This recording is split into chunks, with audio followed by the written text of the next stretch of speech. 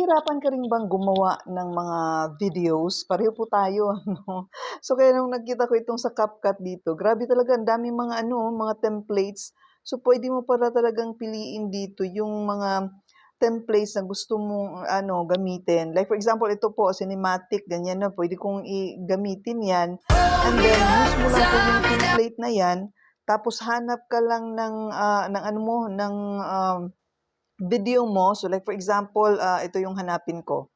Ito yung ano, kasi kailangan dito 8 na mga videos. So, puwede mong gamitin, ano 'no, pili ka lang 1, 2 ganyan. So, tapos lahat ng 'yan, mapupunta na 'yan siya diyan 'no. Tapos ano, 'di ba? 'Yan, tingnan mo ito, i-ano ko talaga, piliin ko yung mga views ano, kasi views yung inano ko. 'Yan, ilagay ko na lang din siya.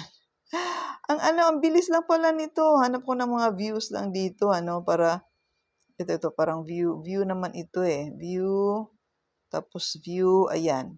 'Yan, kumpleto na. Tapos next mo lang, magawa na yung video. Ayan, oh, tapos na siya.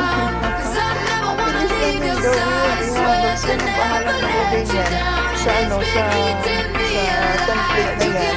Pagkatapos, ang next mo lang na gagawin, export mo lang. Ito yung export mo lang yan siya dyan. And then, after niya na ma-export, ayan, pwede mo na yan siyang i-download. Tapos, i-upload mo na siya sa Reels mo. Grabe, di ba? Ang bilis lang po. Ngayon ko lang ang dami kong mga videos na hindi ko magamit-gamit sa Reels.